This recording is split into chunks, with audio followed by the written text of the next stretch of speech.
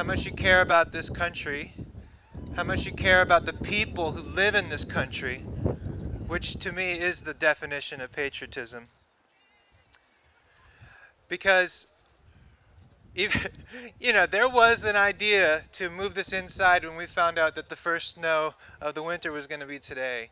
And thank you for people like Gloria LeBlanc, who lives in Florida, who said, hell no.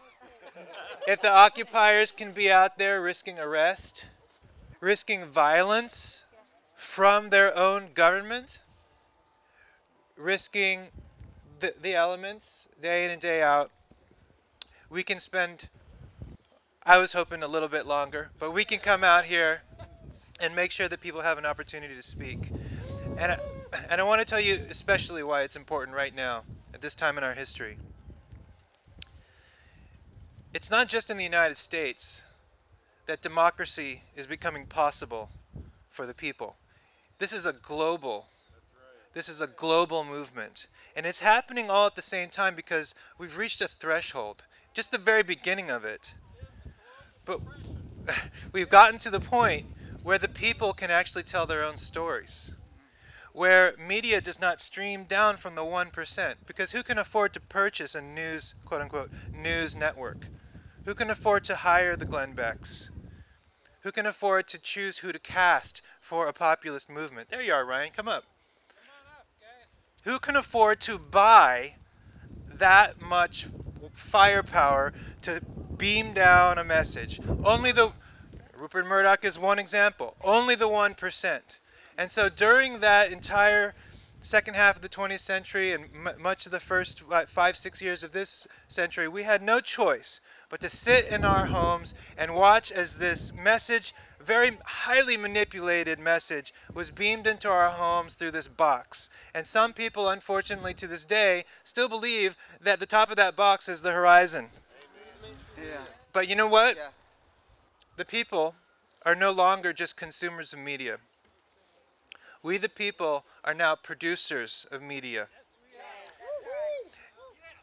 Those Occupy movements, they're telling their own story. They are live streaming, they are creating YouTube videos, they are posting digital photos. And it doesn't matter that the 1% that has all those billions of dollars can continue to flow propaganda at us, because we can choose not to watch that. We can seek out the story that makes sense to us. We can stitch together the details that look true to us, instead of waiting for some producer to script their populist movement, or to script their controversy over a birth certificate, or to script whatever it is they want us talking about, instead of what the 99% needs to survive. And so why are we all here?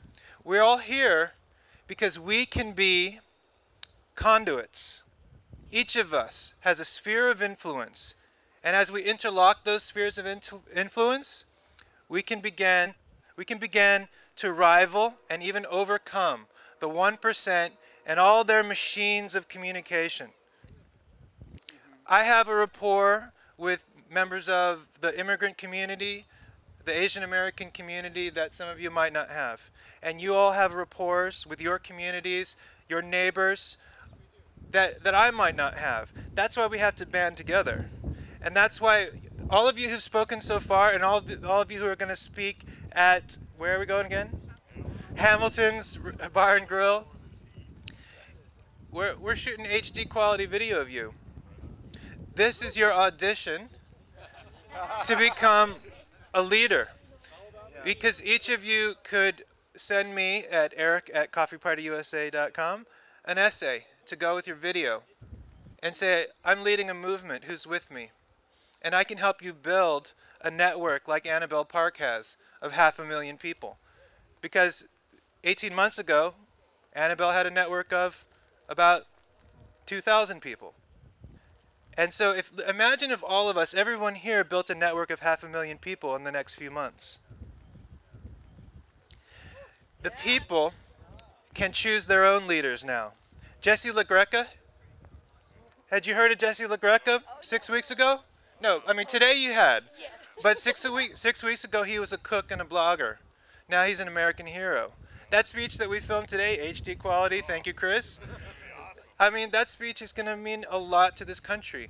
And now that the people can respond to that one-way street of packaged, manipulated, scripted BS with the truth. We can hold up our little cameras and say, guess what? You said there was X amount of number of people here, I got video. Okay? You said that it was all hippies and anarchists and whatever, guess what? That Jesse LaGreca thing, right? Well, Fox News filmed it. Of course, they never actually released the video like they said they would. But there were 3 or 4 cameras there. And that's why we know. And that's why people all over the world, not just in this country, now have a chance to actually achieve self-governance. And that's what this is about. That's what we came here to do today, to assert our right to self-governance. That's right. Jesse mentioned about, there were so many great speeches, I shouldn't harp on what he said, but you know, there are people in this country who I think because of the media they consume, unfortunately feel that we need to abolish the 20th century. But really, they want to abolish a few more centuries. I think they want to abolish the Enlightenment itself. Yes. You know, the idea that we as human beings have a right to govern ourselves, not because we're wealthy or connected, but just because we're human beings. So that's what we're saying when we say we are going to intervene on our own behalf, because we the people, it is our legacy. We have been given a constitution that allows us to petition our government, to address grievances, the right to assemble, as the occupiers have established or are trying to establish in spite of obstacles. And as we have done here today, the freedom of speech, these are the things, these are the tools that our founding fathers and mothers bequeathed to us in response to an abuse of power. And we are going to use them. Right. And you guys, by being out here in this freezing cold, you guys have really, I don't feel cold right now, actually.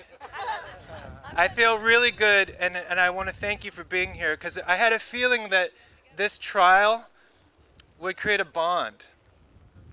You know, we are all getting to know each other in a way that, you know, over the internet, or just attending a rally where some famous person comes up and talks, and then there's music and we all go home. That's not what we're doing. We're starting a campaign, and we've found our citizen interventionists who are going to carry this campaign. So Monday we'll be back here walking the halls. We're going to be trick-or-treating with a message. And it's not going to stop there. There are going to be citizen lobbyists here, the People's Lobby. For those of us who live in the area, we will be a constant presence, and we'll be wearing a t-shirt with this logo, so that when the members of Congress and their staffers see us walk in, they'll know that we're the ones who stayed out here in the freezing cold. We're the ones who are supporting the Occupy movements, making sure McPherson Square and Freedom Plaza continue. We're the ones who are connecting through the internet to people all over the United States who are visiting their congressional offices to make sure that Congress once again, or maybe, has it ever really belonged to the people? But okay, so let's make good on that promise from the Enlightenment, from the Constitution, from the Declaration of Independence. Let's be the ones who actually carried it home. Can we do that? Yeah. Yeah? All right, so we're going to, where is it again? Hamilton's, and I'm sorry, that decision was made while I was up here freezing my butt off trying to read these soggy cards. But at least we'll be warm and we can get to know each other a little better and make our plans, okay? So thank you very much. The live stream will continue, and I guess the half an hour or so, maybe an hour that it takes us to get over there and get hooked up. So live stream, we're taking a break. Thanks so much for being out here, everybody. How do we get there? Apparently it's 2 blocks that way.